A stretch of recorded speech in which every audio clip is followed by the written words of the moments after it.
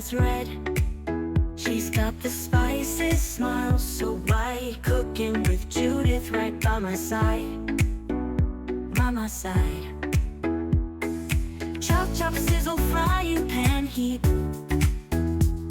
From pancakes to a fancy feast. Cooking with Judith, fun to say the least. The least. Hello and welcome to my kitchen. I am Judith, and today I am going to do the dish that was going to be my very first YouTube video. I did record the video. I did decide that I shouldn't have recorded it the way I did. It was too long, too involved. Nobody wanted to watch me chopping vegetables. So here is the version that I am happy with. I am making lasagna, but I am making a dairy-free version. Now, before you panic and worry that there's not going to be cheese in it, yes, there will be cheese, but these days you can actually get lactose-free cheese, which is wonderful, because when I used to make this, I had to use soy cheese, which isn't the best. But I found that although I made one pan of regular lasagna with actual cheese, and the other pan with soy cheese and fake cheese, that's tofu. I use silken tofu in place of ricotta. It was the lactose-free version that disappeared first, and I had leftovers of the regular version. So it was definitely a hit, even with people that didn't need to be lactose-free. So today I'm going to show you how to do it. I have meat sauce, which I made this morning. Use any of your preferred meat sauce. You can even do a vegetarian sauce if you want. I have silken tofu, which we are going to doctor up in a minute. Some lovely basil. As I said, lactose-free mozzarella. And, of course, lasagna noodles. The only problem I have is I've never been able to find a lactose-free Parmesan. I don't think it exists. So if I did use Parmesan, I would just warn people, yeah, there's actual cheese on top. You might want to peel the top layer off. So let's get started. Of course, the first thing to do when you're making lasagna is make a Greek salad. Okay, I'm only half kidding there. You do want a Greek salad to go with it, but you want to grate your cheese. And that's most of the block of mozzarella, which, well, 400 grams, and I have just under half of that left in the fridge, just in case I need more. The other thing is cook your noodles, and then rinse them in cold water, and keep them in cold water until you're ready to use them. Do not cook them all the way. You don't want them mush when your dish is done. And now, before we carry on, we need to deal with the tofu. And as I said, this is silken tofu, which is a little different than your block tofu. It's very soft. It takes the place of ricotta in this dish. So just open it and squish it all into a bowl. I mean, if you don't think you're going to need it all, don't put it all in the bowl. But I like a nice thick layer of ricotta, or tofu in this case. And I usually buy the egg flavored silken tofu. Couldn't find it today. If you want, you can add egg. I'm not going to. But we are going to add a lot of basil. And depending on how salty your sauce is, a little bit of salt. It's like a pinch, maybe half a teaspoon. I'm just gonna chop the basil, and throw it in the bowl.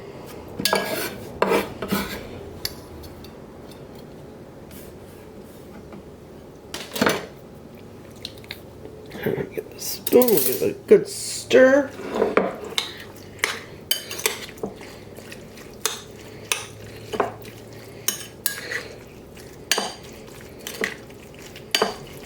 Now, I know in North America, a lot of times people use cottage cheese instead of ricotta. Well, ricotta is a type of cottage cheese, but it's really not quite the same. I prefer to actually get ricotta or use the tofu. Okay, now we're going to let that sit for a while for the flavor to infuse. So just cover it, put it in the fridge. Okay, now that we've got all our bits ready, time to start assembling. So let me get a large spoon. I'm going to put some of our meat sauce in the bottom. And this is a 9x5 loaf pan.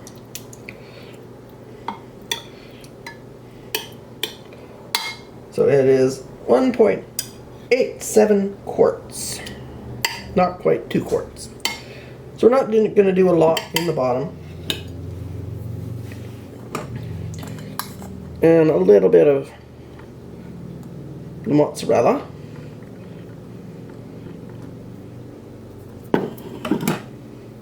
And you want a good sharp knife, because we are going to have to cut down the noodles somewhat. I'm going to get a noodle, measure it against the pan.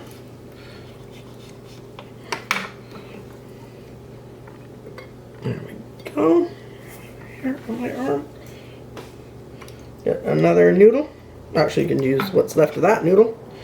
Cut it in half, lengthwise. Yep, that's good. There we go.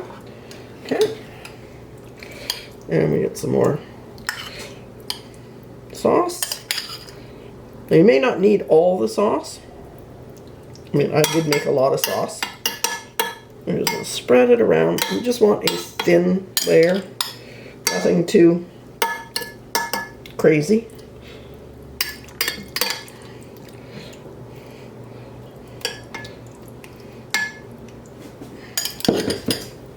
And a good amount of the mozzarella.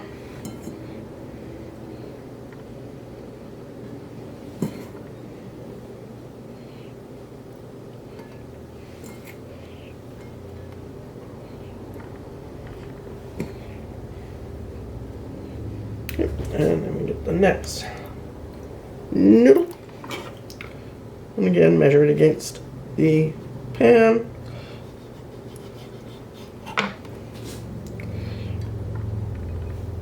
And if it's not exact, don't worry about it.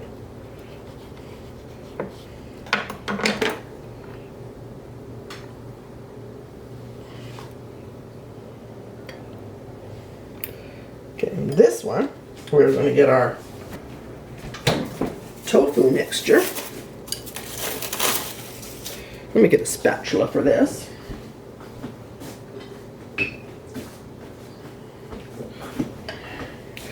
And we're going to put our tofu mixture right in there, all of it.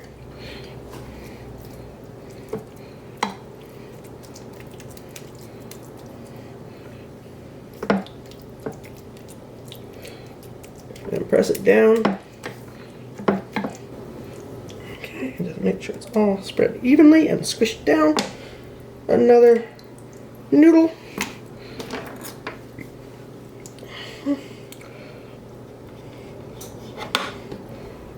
I'm going to put this one the other way.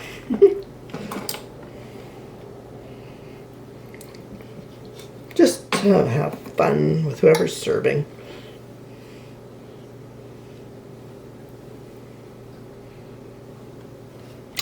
More sauce. Oops.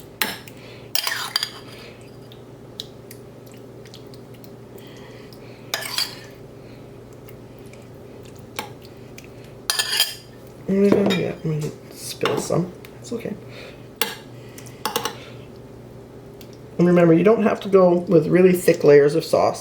It's going to have lots of sauce in it. Squash it down. Got another noodle.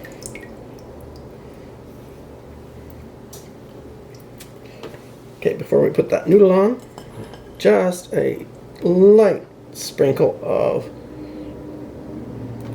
mozzarella.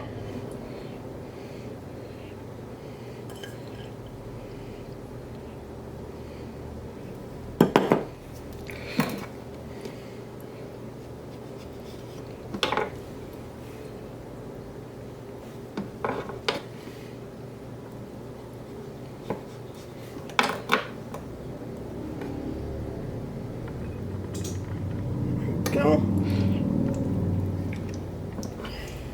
Now when you bake this, it is probably going to boil over, so make sure you have something in the bottom of your pan. Now you can actually put the last bit of sauce on top or not. It's up to you. That's a hard decision to make. It's not enough there to do anything else with. I think I'm going to put it on top. Let's just do it. Now actually, I have another noodle. We could make another layer. So yeah. The more layers you make, the more fun it is. Oh yes, but like as I said, make sure you have something in the bottom of your oven because this will boil over. And there's nothing like having to scrub lasagna out of the bottom of your oven. Okay, for this one, we are not going to put cheese on top.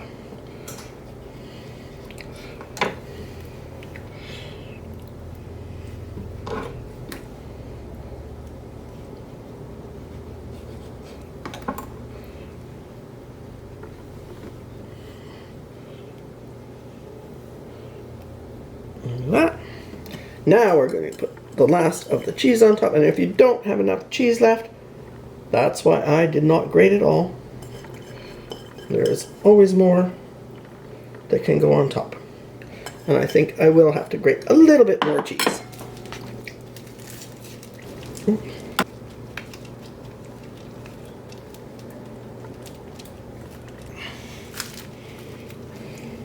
Now I know a lot of people put a bechamel sauce on top of their lasagna.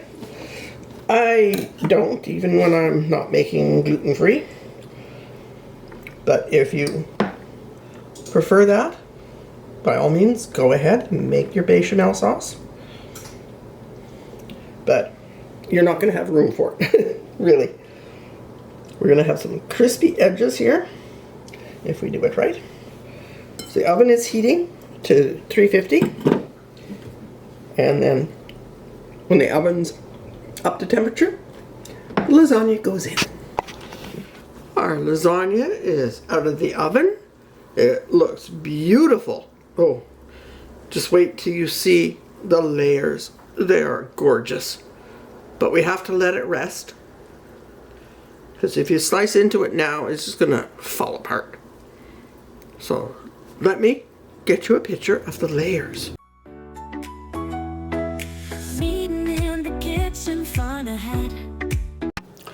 So here we have it. Oh, joking again. We're gonna do our Greek salad. And I know a lot of you thought, it's not Greek salad without feta cheese. There's the feta cheese.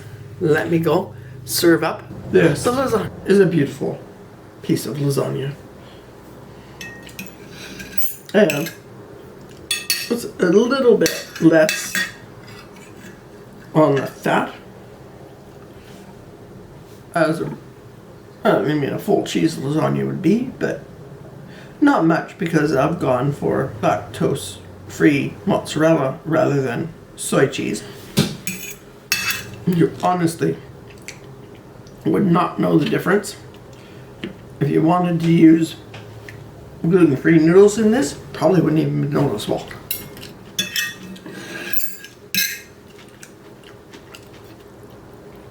I do want a bit of the crunch here. There we go.